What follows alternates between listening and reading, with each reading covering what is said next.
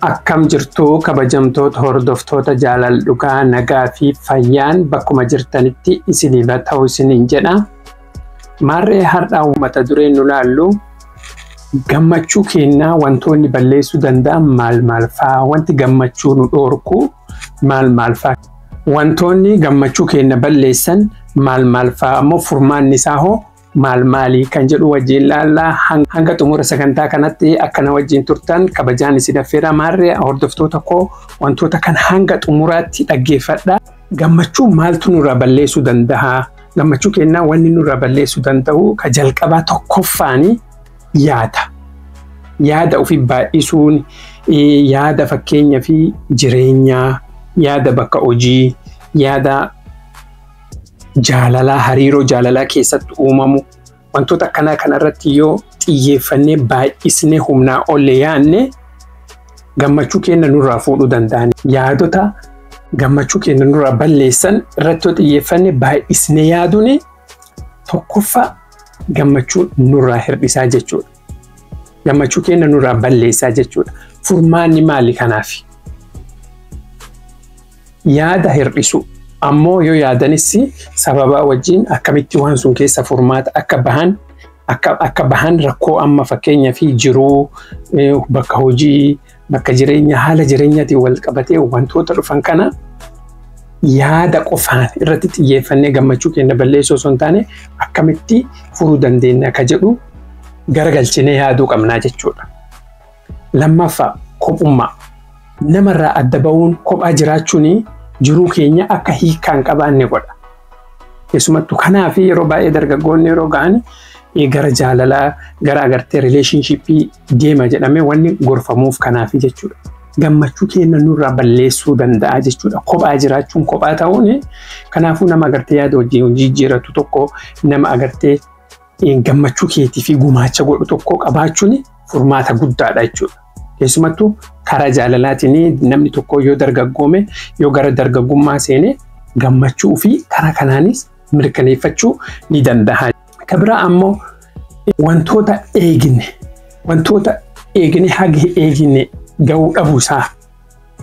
Waan eegne tokko yoo haga eegne gadi arganne wanni sun gammachuu nurraa balleessaa jechuudha. Keessumattuu akka nu komannu yookaan ammoo akka nu jireenya keenya keessatti gammachuu hin qabne fakkeenyaa fi waan akkanaa hin argadha jettee expect goota yookaan ammoo eeggatta of duratti. Garuu wanni sun yoo ta'uu dide gammachuu nurraa fuudhaa jechuudha. Kunis ka yaadaa jedhu suniin wal qabata. Maarree wantoota hundaa akka agarnee argannuutti yaaduu dhabuu danda'uu qabnaa jechuudha. Waan kana akkanatti in argadhe eegaa jira. Yoo hin argatin ammoo maal ta'uu danda'a ka jedhu jalqaba irratti furmaata ofii kaa'uun baay'ee murteessaadha jechuudha. Waan tokko humnaa ol eeguun gammachuu keenya nurraa balleessuu danda'a. Kabira ammoo hordoftoota koo kan arfaffaa fayyaa dhabuu. Qaama keenya keessaa fayyaan yoo hin jiraanne, sammuun keenya fayyaa yoo hin qabaanne, yeroo hundaa yoo fayyaa kan qabne taate kunis dhiibbaa guddaa nurratti fiduu danda'a. Kanaafuu wantoota nyaannu fakkeenyaa fi waan nyaannuuf waan dhugnu kun qaama nuu ta'a. Wanni sammuu keenya keessaa ka garaan nyaannutti asitti hojjeta. Waan hin taane yoo nyaanne, waan hin taane yoo dhuyne kunillee akkasumatti yaanni jijjiirama jechuudha. Kanaafuu fayyaa keenya eeguu fi soorata keenya wantoota dhuynu irriba ga'aa rafu wanta akkanaa kun gammachuu keenya nuu deebisaa jechuudha. Kanaafuu fayyaa keenyas eeggachuun gammachuu keenyas nuu fidaa kan jedhu. Kabira ammoo rakkoo diinagdee. Bakka dalagaatti dalagaan sun yookaan sin gammachiifne ta'e yookaan ammoo yoo borna ari'an jettaa irratti hojjettu taate kunilleen baay'ee gammachuu keenya nu dhoorkuu danda'a jechuudha. Gara diinagdeetiin akka nu agartee istaabilii hin taane, gara qabeenyaatiin, gara birrii argachuutiin gad dalagnee jiraachuudhaan dalagaan keenya sun yookaan ammoo wanni nu hojjennu sun maallaqa gahaa kan uffinnu taate kunis gara cinqii gara diinagdee yookaan ammoo rakkina dhiphina gara diinagdee nu seensisuu danda'a jechuudha. Kunis baay'ee tokko jireenya keenya irratti dhiibbaa fidaa. Kanaafuu namni tokko gammadee jiraachuudhaa fi waan isa barbaachisuu dalagee argatee baay'ee guddaa osoo hin taane waan isaaf gahu argannaani gammachuu fiduu ni danda'a jechuudha. Kanaafuu yeroo baay'ee dalaganii of jijjiiruu konserni godhuun murteessaadha jechuudha. Yoo dinagdeedhaan faayinaanshaaliidhaan nama agartee tasgabbaa hin ta'in baay'ee tokko yaannillee akkasumatti cimaa jechuudha. Kanaafuu dalaganii of danda'uun dalaganii hojjetanii fuula ofiitiin jiraachuun baay'ee murteessaadha. Kan biraa immoo jireenya keessatti kaayoo dhabuu jireenya jiraannu keessatti kaayoo qabaachuulleen gammachuu keenya keessaa nu gumaacha jechuudha. Maal hojjedha? Maaliif jiraadha? Akkamitti jiraadha? Har'a maal hojjedha? Wanni gaarii naan har'a hojjedhe maali? Jennee jireenya keenya keessatti kaayoo qabaachuun baay'ee murteessaadha. Kan biraa immoo yaadota negatiivii ta'an yaadota agartee sodaa fakkeenyaa fi waa sodaachuu waa shakkuu waan akkanaa kan negatiiv yaada yeroo hundaa yaada dogongoraa yaaduun baay'ee tokko gammachuu keenya nurraa fuudhaa jechuudha. Kanaafuu yaada sirrii yaaduun murteessaadha jechuudha. Kan biraa immoo jaalallee wajjin jiraattu wajjin hariiroo fayya qabeessa gochuun murteessaadha. Mana keessaa yoo rakkoon jiraate kunis baay'ee tokko istireesii nurratti yookaan ammoo yaada keenya gammachuu keenya nurraa fudhata jechuudha.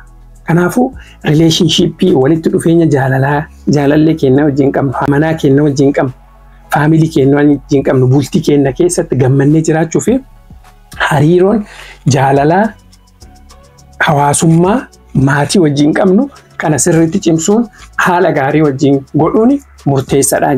Kan biraa ammoo yeroo baay'ee jiruu fi kana maatii wal bira qabanii madaaluun gammachuu keenya wanta nurraa balleessan keessaa isa hangafaa jechuudha.